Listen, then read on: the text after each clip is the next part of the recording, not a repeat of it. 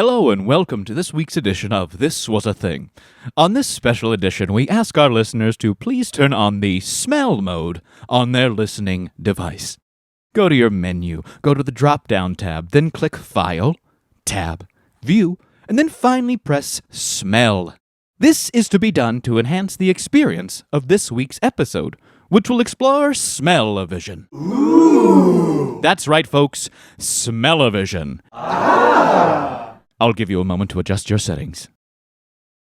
Thank you. Here we go. We venture into the weird, savory tale of SmellOVision. This week on This Was a Thing.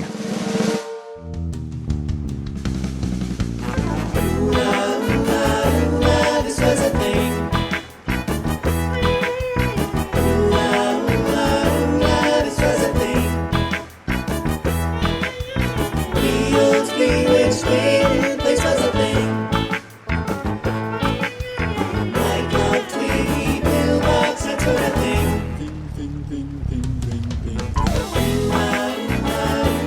This was a thing. Hi, I'm Rob. And I'm Ray. And you're listening to This Was a Thing, the podcast that dives deep into the cultural happenings of yesteryear. On today's episode, we're smelling about SmellOVision. Ooh. SmellOVision was a thing because movie producers are always looking for a new gimmick for their picture. And in early 1960, that gimmick was smell. Did they say it just like that, too? No, but I'm just trying to add another type of gimmick to this. I feel like I'm trying to just gimmick this out. Look, I'm a fan of a good movie gimmick. Some can be good, some can be bad. I love a good tie-in, whether it be a TV special promoting a movie or even a Happy Meal toy. I'm usually just curious to see what the angle of the gimmick is. Now, one of the biggest gimmicks in film was the advent of 3D, the third dimension. Originally a niche product, it eventually grew to be successful enough where major motion pictures were using the technology. 3D has died over time, but it's been around for decades before people got tired of it. The same can't be said about SmellOVision. It didn't have really any shelf life. It was another gimmick that after its initial release never really saw the light of day again. There are some theme park attractions nowadays where you can smell what's on the screen, sure, but they don't use the patented SmellOVision technology. Hearing about SmellOVision for the first time as a kid, I knew it sounded silly. Sure, it's just a silly thing. Just sounds like a goof and a goof and a gag. Just the name alone is amusing. I chose this episode because, like I said, I love a gimmick and I love films, and SmellOVision brought those two worlds together. Now, was it a success? Well, you just have to find out. SmellOVision was a system that released specific odors during the projection of a film so that the viewer could smell what was happening in the movie. It was created by Hans Laube in 1939, and it premiered at that year's World Fair. Now, SmellOVision itself only appeared in one film, 1960's Scent of Mystery. It was produced by Mike Todd Jr., son of film producer Mike Todd Sr. Mike Todd started his professional career by producing an attraction at the 1933-34 Century of Progress Exposition, which was basically a World's Fair celebrating Chicago Centennial. Oh boy. He would eventually have a fairly successful career producing shows on Broadway, though most of them were burlesque-type shows that usually featured ladies undressing, although I don't think there was much fire in the preceding shows. After the Great Wide Way, well, what's happening next? It's time to move to Hollywood. That's right, heading out west, folks. Give me some Hollywood music, boys. Hooray for Mike Todd. In 1950, Mike Todd helped form Cinerama. The company was created to exploit Cinerama, a widescreen film process that used 3 film projectors to create a giant composite image on a curved screen. The first Cinerama feature, This is Cinerama, was released in September 1952. Now, I'm going to play the opening for you, and if it is safe to do so, folks, I want you to go ahead and just close your eyes and imagine that you're on a terrifyingly built roller coaster in the 1950s, but it's on a giant screen. All right, folks, buckle up or put whatever the safety restraint is for a 1950s roller coaster is. Piece of twine in a dream. Exactly. Go ahead and tie that twine and get ready. Ladies and gentlemen, this is Cinerama.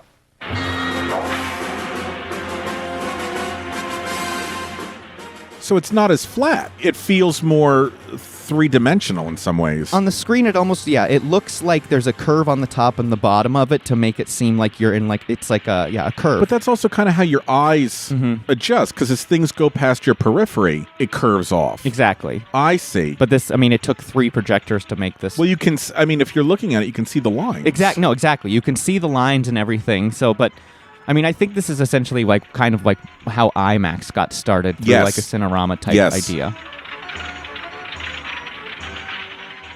Only specific theaters could play the film, but it was extremely popular in the ones that did.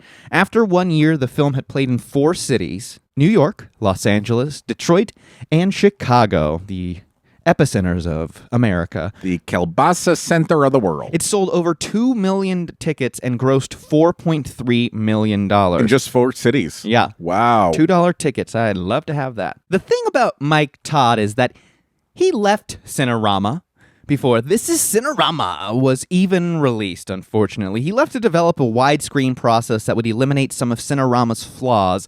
Mike Todd was always looking for new ways to make the cinema experience better for the people who went to go view it. Mike Todd soon produced the film for which he's best remembered, Michael Todd's Around the World in 80 Days, which debuted in cinemas on October 17th, 1956. Costing $6 million to produce, which is equivalent to about $56.4 million today. The movie earned $16 million at the box office, and in 1957, Around the World in 80 Days won the Best Picture Academy Award. Hurrah! Now, here's part of the original trailer. Gentlemen, I have on deposit at Barings Bank the sum of £20,000, and I'm willing to wager any or all of it upon the same contention, namely that I can complete a tour of the world in 80 days. Michael Todd's Around the World in 80 Days. Sadly, on May 22nd, 1958, Todd's private plane, the Liz, crashed near Grants, New Mexico. The plane suffered engine failure while being flown overloaded in icy conditions at an altitude that was too high for only one engine working under the heavy load. The plane went out of control and killed all 4 on board, including Todd and the pilot and an author named Art Cohn. Todd was on his way to New York to accept the New York Friars Club Showman of the Year award, which, man, what an award. Todd is buried at Forest Park, Illinois, at Beth Aron Cemetery. Now, I mentioned Mike Todd Jr. a couple moments ago. Now, Mike Todd Jr. worked alongside his father in the film industry. He worked at Cinerama as vice president and was responsible for filming the famous scene in This Is Cinerama. That scene was the roller coaster scene, folks. Oh yeah, this guy had some experience in movie making. Now, before Todd Sr.'s death, the Mikes were discussing ways to enhance their film, Mike Todd Sr.'s Around the World in 80 Days, when Todd Sr. remembered something he had seen 15 years earlier at the 1939 World's Fair by a fellow named Hans Laube. Laube's technique was initially dubbed SmellOVision. The system connected pipes to individual seats in theater so that the timing and amount could be carefully controlled by the projectionist using a control board. The New York Times reported in 1943 that SmellOVision is said to have produced odors as quickly and easily as the soundtrack of a film produces sound. So each of the seats had a pipe? That was the plan, is it would have like a little system to deliver just the quick scent and stuff. So pumping scents into theaters was not necessarily a new concept. In 1868, a novel effect was used at the Alhambra Theatre of Variety in London when Rimmel scent was sprayed into the theater during the magic dance of the fairy acorn tree. Rimmel is a cosmetic brand, so I'm guessing that it would had to have been a new fragrance that they were pumping out, but nothing goes with a fairy like some fragrance. The use of the scents alongside film dates back to 1906, which is before the introduction of sound, actually, so that's kind of interesting. Wow. In 1916, the Rivoli Theater in New York was equipped with the ability to pump scents into the theater for the short film Story of the Flowers. During the screening of the film Lilac Time in 1929 at the Fenway Theater in Boston, the manager poured a pint of lilac perfume into the theater's ventilation system so that the audience would smell lilac when the film's title appeared. When it said Lilac Time, it was in fact Lilac Time. Really? Yeah. The same year, 1929, during the showing of The Broadway Melody, a New York City theater sprayed perfume from the ceiling. Arthur Mayer installed an in-theater smell system at the Rialto Theater on Broadway in 1933. Now, Mayer used this system to deliver odors during a film. However, it would take over an hour to clear the scents from the theater, and some smells would linger for days afterwards. So I can only imagine when, like, oh my God, it's on the fritz! And it's just spraying out like lavender scent, just soaking the carpet. I just picture like it's like World War clips, and they're like, the brutality in Europe is atrocious. It's just like all this lilac coming through. Now, all these early attempts, however, were made by theater owners and not part of the films themselves. So the audience could be distracted by the scents instead of focusing on what the film director intended for you to pay attention to in the film. Now, on top of that, because the theaters were so big, they had to release so much perfume to get to all the audience members that caused major issues.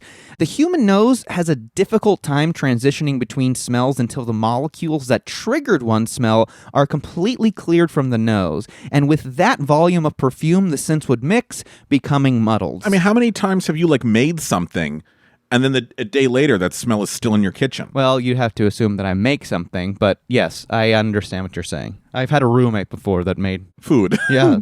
Yeah, exactly. Walt Disney was the first filmmaker to explore the idea of actually including scents with the 1940 film Fantasia, but he decided to go against that because, well, it cost too much money. Further attempts to mix smells with films came from the Vogue Theater in Detroit, Michigan in 1940 with Boomtown and the Seahawk.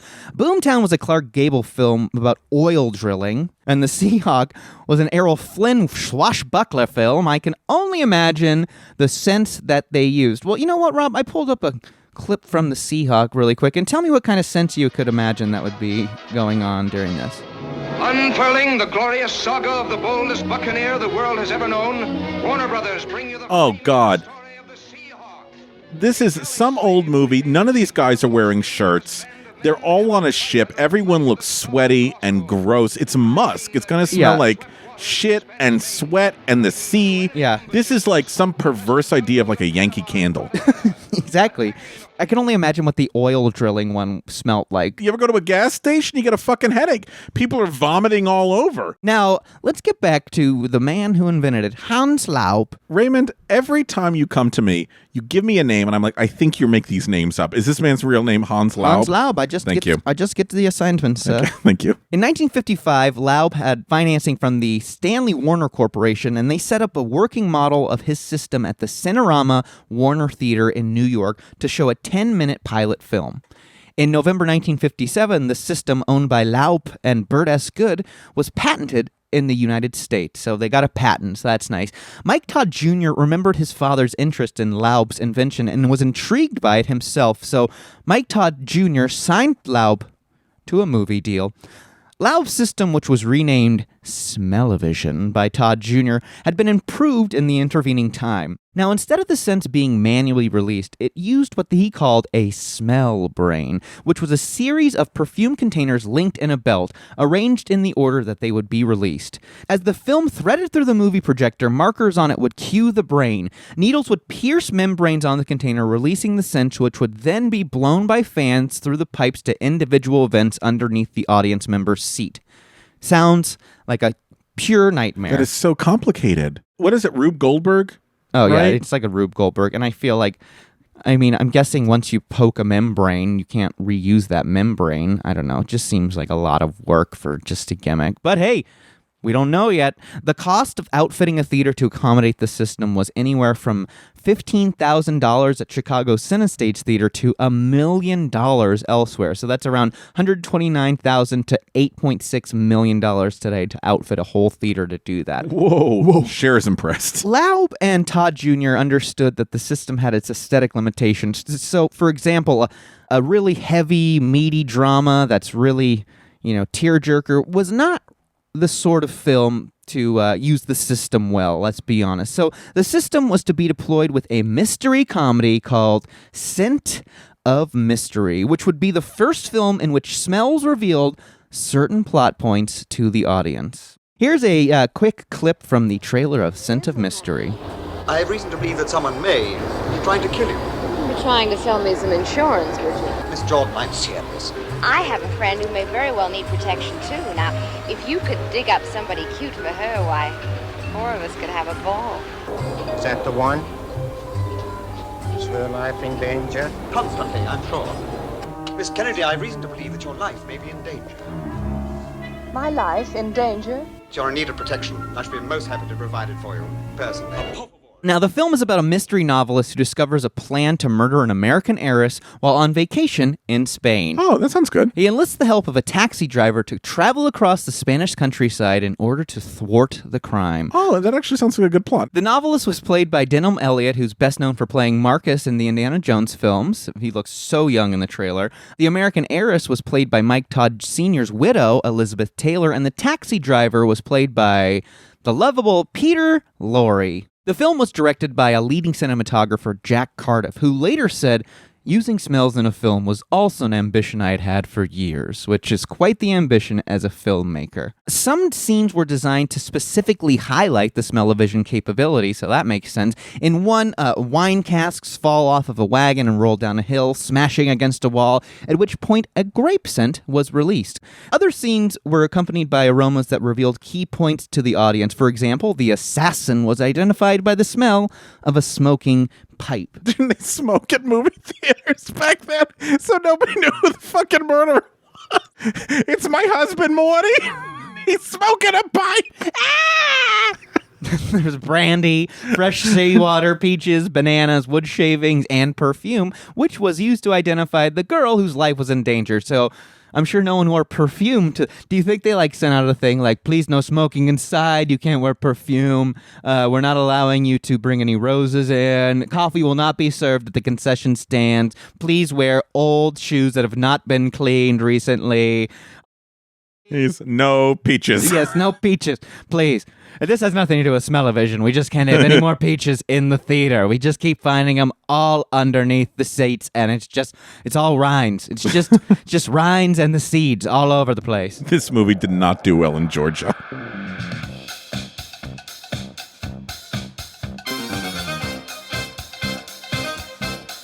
Hey, friends, hope you're enjoying the show. If you are, could you do us a favor? After you listen to today's episode, open up your podcast app and leave us a review. Please. The more reviews we get, the more people will discover us, and the more people that discover us, the less lost we'll feel. You're good, buddy. It's okay. Look, nothing has ever been easier to do. Just go ahead and grab a pen real quick. It's okay. We'll wait. Don't worry. Okay, head on over to your podcast app, click those 3 dots in the lower right-hand corner, click Go to Show, scroll down till you see ratings and reviews, then leave us some stars and a comment or two so our parents know that it was worth all the tuition that they spent. And if you really love us, head on over to patreon.com and send us some money, and in return, you will get access to merch, special episodes, bonus content, pictures of me shirtless. Okay, that's patreon.com. Search This Was a Thing and help us out. But you know what? You've already helped us out today by listening to us, and we can't tell you how much we appreciate that. So thank you. Thank you. In October 1959, the China Wall, which was an Italian-made travelogue through China, was shown at the Palace Theater in New York City. The system to be used for the film was different than SmellOVision because the scents were sent through an air conditioning system instead of just having on a belt. The particular technique was invented by Charles Weiss, who in 1959 appeared on CBS's popular television program To Tell the Truth. Here's a clip from that appearance. I, Chuck Weiss, a former public relations man, have invented a process to make movies smell. I call the process Aromarama. After more than 2.5 years of work, our picture Behind the Great Wall will open December 2nd at the Mayfair Theater in New York. In addition to seeing the action and hearing the dialogue, our audiences will be able to smell the scenes. More than 100 different aromas will be injected into the theater during the film. Among these are the odors of grass, earth, exploding firecrackers, a river, incense, burning torches, horses, restaurants, the scent of a trapped tiger, and many more. We believe with Rudyard Kipling that smells are surer than sounds or sights to make the heartstrings crack. Signed, Chuck Weiss. How is this different? The difference is that this system it goes through the air conditioning vents where, you could probably do it at any theater. Oh. SmellOVision was through a specific system on a belt system, so it was all like on a mechanical thing, where this, I think, was just more like... Like by a vent. Exactly. Got it. So this film, Behind the Great Wall, opened December 9th, 1959 at the DeMille Theater in New York, and it was just a month ahead of Scent of Mystery, and the competition between the two films was called The Battle of the Smellies by Variety. Now, the film Behind the Great Wall was directed by Carlos Lazzani, but with the Aromorama process conceived and directed by Charles Weiss. The film was accompanied by a range of 72 smells that included incense smoke, burning pitch, oranges, spices, and a barnyard of geese. So... I imagine that, like, during that, they just release a bunch of geese into the air conditioning vent. So a Great Wall, they're saying we're going to give you incense, oranges, okay. So what it is, I feel like he just bought the rights to the Great Wall and decided to go, hey, let me just add these scents because I came up with a new system for it. They weren't created together necessarily, because... But Scent of Mystery was. Scent of Mystery was, yeah. Unfortunately, the film received a scathing review from the New York Times reviewer Bosley Crowther, who called it a stunt that had an artistic benefit of nil. That's Great Wall. Yeah, this is Great Wall. I'll get into the Scent of Mystery in a moment. The accuracy of the odors was described as capricious, elusive, oppressive, or perfunctory and banal, merely synthetic smells that occasionally befit what one is viewing, but more often they confuse the atmosphere.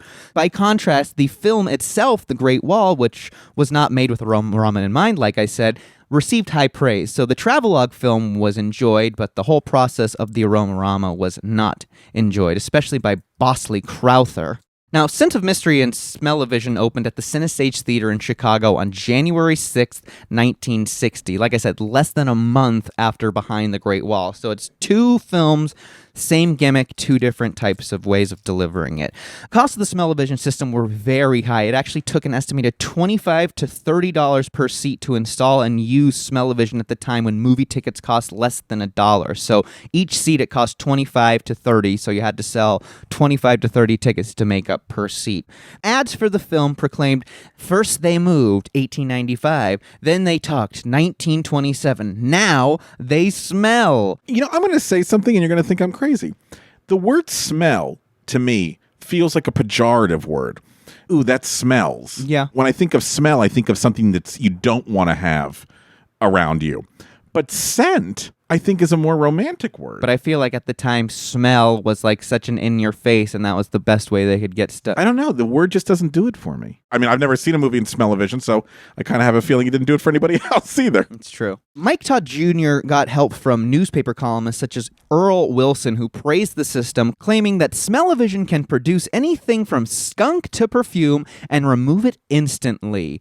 The New York Times' Richard Nason believed that it was a major advance in filmmaking. With all the positive press, expectations for the film were very, very high. Unfortunately, SmellOVision went over about as well as Aromorama. They should have called it Scent. The one thing. The SmellOVision mechanism didn't work well. According to Hy Hollinger of Variety, aromas were released with a distracting hissing noise, and audience members in the balcony complained that the scents reached them several seconds after the action was shown on the screen. In other attempts at the theater, the odors were too faint, causing the audience members to sniff loudly in an attempt to catch the scents. So I'm sure this would have been great during COVID times. Oh my God, yeah. The film's director, Jack Cardiff, the one who always wanted to work with scent, recalled that the Chicago screening worked well. He said, exactly on cue, you'd get the whiff of the smell coming up from the seat in front of you, so you'd smell it. Adding that the press and everybody, they all said the same thing. There is no particular smell about anything. It was all kind of a cheap eau de cologne. This was a disaster. That's the film's director. Mike Todd Jr. later said that his press agent, Bill Dahl, had an idea that would have saved the damn thing if we thought of it before the film opened, and that was to reverse the pump. It sucked air back so that when there was no overhang from the previous smell. So, too little, too late, unfortunately. Aside from SmellOVision not working as planned, the film wasn't well received. Our friend Bosley Crowther, this queen's back, of the New York Times said, as theatrical exhibition, it is gaudy, sprawling, and full of sound, but as an attempt at the considerable motion picture, it has to be classified as bunk. Whatever novel stimulation that might afford with the projection of the smells appears to be dubious and dependent upon the noses of the individual viewers and the smells projector whims. Indistinct is the right word for the whole silly plot of the film and the casual, confused performance of it, which is virtually amateur, except for the job of Peter Lorre. Is there anything that Bosley Crowther has ever enjoyed in his time as a critic? Popcorn. I bet you he wore bow ties. Oh, absolutely. I'm fucking picturing with bow ties 1,000%. The film was retitled Holiday in Spain and re-released, but without the odors, by Cinerama, which needed new product for its specially equipped theaters because it was filmed in Cinerama so they could project it on the 3 screens. The film was converted into the 3 strip prints that could be exhibited on the very wide, deeply curved screens in the special theaters. However, after being converted from SmellOVision, as the Daily Telegraph described it, the film acquired a baffling, almost surreal quality since there was no reason why, for example, a loaf of bread should be lifted from the oven and thrust into the camera for what seemed to be an unconsciously long time. In homage to SmellOVision, American film director John Waters released an enhanced odorama version of his film Polyester in 1982. Waters included scratch and sniff cards that the audience could use while watching the movie, so each card contained 10 numbered spots that were scratched when the number flashed in the bottom right of the screen. Although this approach solved the problems inherent with the previous attempts at the technology of smell mixed with screen, it did not gain widespread usage from other films, unfortunately. What were some of the odors that were on the John Waters cards? The scents that they employed included roses, flatulence, also known as natural ass, model airplane glue, pizza, gasoline, skunk, natural gas, new car smell, which is everyone's favorite, dirty shoes, and air freshener. Classic fucking John Waters scent. Oh, I love him. So the idea of a aroma card was actually duplicated. It's been duplicated 4 times.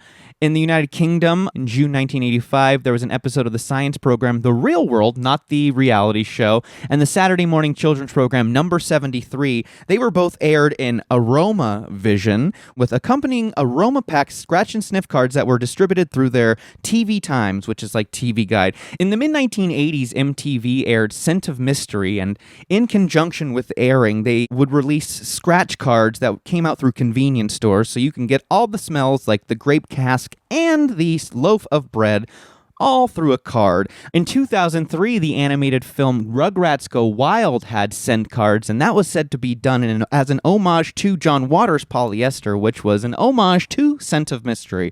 A lot of homages here. And of course, the 4th installment of the Spy Kids movie franchise, which had scratch and sniff cards that were given to the moviegoers. That's fun. I know. I can only imagine what Ricardo Montalban's jacket smelled like. It smells like Cordoba. Now, of course, like I said earlier, Walt Disney World and the Disneyland Resort and all Disney parks, technically, currently make use of the idea of SmellOVision in their 3D films and a lot of their other attractions. Of course, there's Disney Animal Kingdom's It's Tough to Be a Bug, and that releases an unpleasant odor coinciding with a stink bug on screen, causing an audience reaction. Mickey's PhilharMagic at the Magic Kingdom in California Adventure produces pie scents, and of course, Soarin' Over California, Soarin' and Soarin' Over the World include orange blossoms, pine forests, sea air fragrances, grass, cherry blossoms, and every time it moves to a new scenery, it changes the smell.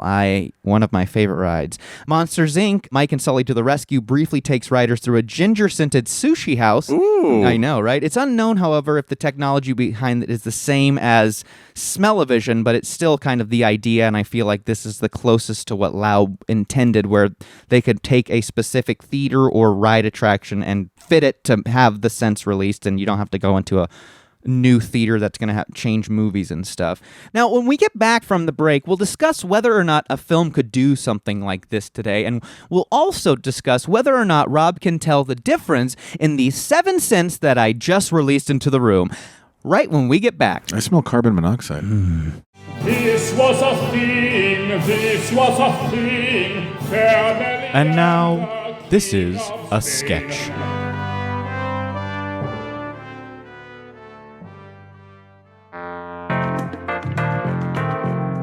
Welcome back to Modern Film of Today's Time here on TCM. I'm Robert Osborne. I'm here with Jack Cardiff, the director of Scent of Mystery. Now tell me, how do smell and cinema coexist? I'll tell you how. You see, sometimes when I see something on the big screen or on the telly, I think to myself, I wonder what that smells like. That's just fascinating. So this is something that you've experimented with before. Thought of, at least. You see, working with smells is something I've always wanted to do. When I was cinematographer on The African Queen in 1951, I was lining up a shot and Katharine Hepburn was just so sweaty. I'd never seen a person sweat so much in my life. I remember thinking to myself, what if there was a way for the audience to smell this woman, to get a whiff of what the African jungle has done to this woman's body? I remember hearing that she got dysentery during the production. Dysentery, malaria, Spanish flu, all Hep had it all during this shoot, but still put on a hell of a show. I just remember thinking, if I have to smell the god-awful scents that this woman is omitting, then so should everyone else. And you feel like you were able to do that with this film, Scent of Mystery. Well, with that film, the smell would have been some kind of a mixture between human waste, sand, and smoke. You see, Scent of Mystery is a different type of picture, and the scents are much more fun. Do you like the smell of bread? Oh, I love the smell of bread. Well, get ready to smell it on the big screen. Well, this is just so exciting. Well, I can tell you this, I, for one, can smell a hit. So coming up next is Scent of Mystery, and immediately following that, Al Jolson in The Appropriation Follies of 1920. Thank you. This was a sketch. Unfortunately, I don't think the actual technology of SmellOVision worked the way people behind it intended it to. I think wanting to get a product out quickly instead of tinkering with it and testing it with audience was the ultimate downfall. And I didn't read of any test audiences that got to experience SmellOVision before it actually premiered.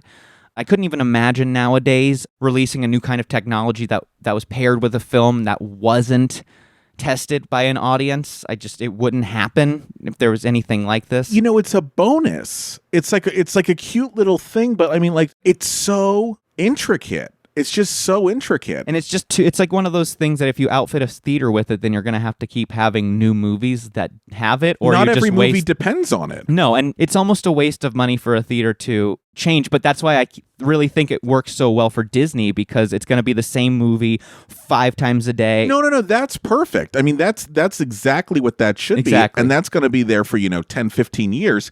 And maybe they'll stick another movie in, but they'll still have that system. Because they didn't raise the ticket prices to accommodate for the fact that they've just had to spend all this money on it? Yeah, I just saw it was $1. I'm sure they probably started raising it, but that was just based on the average ticket price was $1. And it sounds like you could see Scent of Mystery and still have an enjoyable quote-unquote experience without having the smells. It's not essential. Yeah, it's just odd when all of a sudden a big loaf of bread comes towards you and you have no idea without smelling it that it just doesn't really have a place in it. I have no problem when a big loaf of bread comes at me. That's true. Actually, waiter, we are currently doing our show from a Denny's? Denny's, yeah. I don't think a film could be released today that featured this technology, like a big budget film, unless they figured out a system that could be brought into theaters and then taken out just as easily. If there was like a wheeled-in type of thing. I think today, when everyone has like so many sensitivities and allergies, that's exactly. I think this was a very clear product of its time. Yeah, someone would complain about it. It's going to be complained about. People aren't going to like it. It's going to be too distracting. And also, like at a Disney attraction, those are about a 15, 20-minute thing, and then you're out of there. You don't have to put too much attention into it. That's why I do love the Disney parks, because I've smelt the technology in person, and it's tough to be a bug when the stink bug farts. An unpleasant smell comes out, and it's dumb, but it really just adds to the enjoyment. In Soarin' Over California, one of my favorite rides of all time, you have this contraption, and it kind of just simulates the feeling of gliding through different beautiful settings. And when you go through a forest, you smelled the pine trees. When you soared over the orange fields of Camarillo, you smelled the oranges. It just makes me happy to think about it. It's just a nice ride, and it's just a subtle addition to something like that. It works best with attractions. That I'm gonna say it, gosh darn it. When it's brought out in small doses. I couldn't imagine going to see a feature-length film, like I said, nowadays and have this used. It wouldn't work. It would be weird. People would find it unpleasant for an hour and a half, and the way that people complain these days, I just don't imagine that Karens would enjoy Smell-O-Vision. What do you think Karens smell like, Ray? I'd say Virginia Slims, Lululemon, and, Chardonnay, coconut oil. Keep those hands. Oh, yeah. You got to keep those hands clean so when you're wagging your finger at someone, they look as good as possible. It keeps it faster in motion if it's Exactly. greased up Yeah, a little exactly. bit. You want to play a game? Hell yeah. This was a thing and now it's a quiz. This was a quiz. With Mark Schroeder. Smell-O-Vision. You guys smell that? Oh, I'm so sorry. Oh, that wasn't a feature film at all. Smell-O-Vision's pretty wacky. I remember when I had first heard about it, it was pretty crazy. But like all things, you wonder, what if it was around today? Oh. And what smells would movies that we all know use to really improve that cinematic experience? So I have thought of, let's see, I got 5 movies here that I'm going to give you 3 aromas. If you were to go see these movies in the Smell-O-Vision 2021, I'm going to give you 3 aromas, 3 scents that are from this movie. Okay. And you're going to tell me what this movie is based on the 3 aromas that they're going to pump in. Okay? Okay. So you're watching this first movie, and all of a sudden you start to smell apples, hand lotion, and teenage hormones. Oh, American Pie. American Pie is correct. Oh, American Pie. American Pie. Second one, chocolate, seafood, freshly mowed grass. Forrest Gump. Forrest Gump. The book or the movie? The sequel book. Gump and Company. Where he goes to the moon. It's a good book. Gunpowder, lotion, and Chianti. Silence of the Lambs. Okay. Chianti was a little easy, huh? These last 2 are really hard. So, see what you guys can do. Sweat, eggs, raw meat. Rocky. Oh, come on. Oh, I was okay. going to say Beauty and the Beast Gaston. Oh. Nobody eats raw meat. 4 dozen eggs. Yeah, Nobody exactly. sweats like Sweaty. Gaston. And finally, fresh paint, salt water, caviar. Oh, it's one of the Pierce Brosnan James Bond movies. Fresh paint. Fresh paint, Salt water, caviar. Sounds like a fucking Karnak routine. Okay. Let's see. Salt water, fresh paint, and caviar. Free Willy. Ooh. No. Do you have a guess? Life as a House. Titanic. Oh, yeah. It's been 87 years and I can still smell the fresh paint. The beds had never been slept in. And by fresh paint, I mean his ball sack. Yeah, that's the scene they cut out. Now, in this scene, Jack is going to teabag Rose when she's sleeping. And it's going to be in 3D. I'm Jim Cameron. What do you mean 4 hours too long? We got to make some cuts. Damn it. Well, what if we cut with the part where the ship sinks? Everyone knows. Yeah. No, Jim. That's a given. I'll put up a title card. We'll do a scroll. They'll understand. Solving the scroll. How'd we do? You nailed it. You got 5 out of 5. No, we didn't know Titanic. That's true. You didn't get a. You No, didn't 4 get out of 5. Titanic. Okay, you know what? I assumed you were going to get it. You got 4 of 5. Titanic. Now you got 100. Now you No, got 5 man. out of 5. The game's over. Game is over. All right, tell us some of your favorite smells. By reaching out to us on Facebook, Twitter, or Instagram, and let us know what you like to smell, what you don't like to smell. Is aromatherapy a hoax? Call us at 1-900-THIS was a thing. What would you say for your least favorite smell? My least favorite smell? My breath in a mask. Yeah, maybe. Moldy newspapers. I don't like the smell of moldy newspapers. Moldy newspaper's rough. Like when they repave a street and like the tar or whatever that's thing. yeah. That's What not about, very fun. what about you, Ray? I will say, like a trash can on a hot day, like when you have to go throw your trash out and you open up the lid, that's like the worst. Sometimes that could be the worst thing in the world. Yeah. And it could be an empty trash can. I know you're going to be like, what are you throwing away, Ray? What are you throwing away, Ray? It's an empty can. I just need to hose it out. Ray has 400 boxes of Fleet enemas, and we're still a little confused. If you can help Ray control his bowels, or if you remember seeing a Smell-O-Vision, hit us up on social media. We look forward to hearing from you. Take care, and happy smelling. Adios.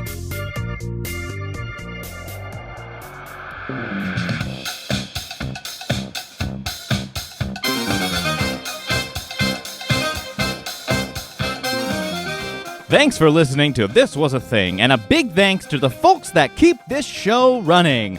Our editor, Daniel Cut Schwartzberg, our composer, Billy Better Than DC Reese, our social media director, Gabe #Crawford, our graphic designer, Natalie's Nothing's Too Graphic DeSavia, and finally, our games coordinator, Mark the Shark Schroeder. If you liked what we did today, make sure to head on over to iTunes to rate and review us. The more stars you leave us, the more love we feel. Hey, speaking of love, show us some social media love. Follow us on Instagram and Twitter at This Was a Thing Pod, and Facebook we are This Was a Thing Podcast. Reach out. We'd love to hear from you.